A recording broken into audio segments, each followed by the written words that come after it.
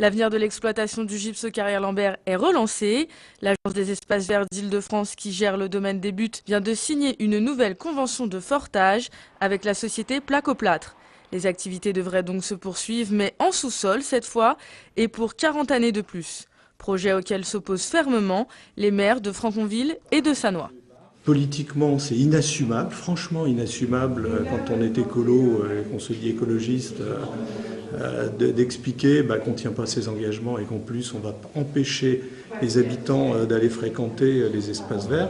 Et puis en termes d'environnement, c'est lourd de conséquences. Il va y avoir beaucoup de camions qui vont circuler. Si possible, entre guillemets, on va traverser les communes de Sannois et de Franconville. On avait déjà dit à Placoplâtre qu'on refuserait cette noria de camions dans nos communes, donc on va s'y opposer de toutes nos forces. Ce nouveau contrat permettrait donc à l'usine Placoplâtre d'exploiter le gypse jusqu'en 2071. De son côté, l'Agence des espaces verts affirme que la partie des carrières à ciel ouvert sera remblayée et restituée aux Franciliens pour 2029, comme l'oblige la convention d'origine. Les délais sont tenus, le projet a été légèrement amendé, ça sera un projet paysager. Et comme nous le faisons nous à chaque fois, nous redonnons les espaces aux Franciliens qui peuvent se balader. C'est l'aménagement qu'on fait par exemple sur la butte des Châtaigniers, qui est aussi pour partie sur la commune de Sannois, mais pour une grosse partie sur la commune d'Argenteuil, où là encore, M. Paternotte voulait nous imposer son propre projet qu'il avait lui-même dessiné avec ses petits amis. Mais les élus des villes voisines s'inquiètent pour l'environnement et l'avenir du patrimoine historique local.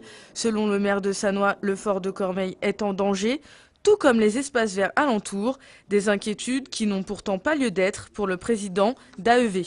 Il n'y a aucun problème sur le fort, le fontis, les carrières ne sont pas sous le fort. Il y a déjà des fontis qui existent à cet endroit. Des fontis, vous savez, c'est des espèces de grottes souterraines qui sont issues justement des fortages, qui sont très très anciens. Bon, voilà, et ça fait 100 ans que ça existe. Les résultats d'une enquête publique attendue dans quelques mois autoriseront ou non ce projet. En attendant, les maires de Franconville et de Sannois se mobilisent contre ce dossier et n'entendent pas en rester là. Dès septembre, ils mettront en place une pétition de peur de voir quelques centaines de camions par jour traverser leur territoire.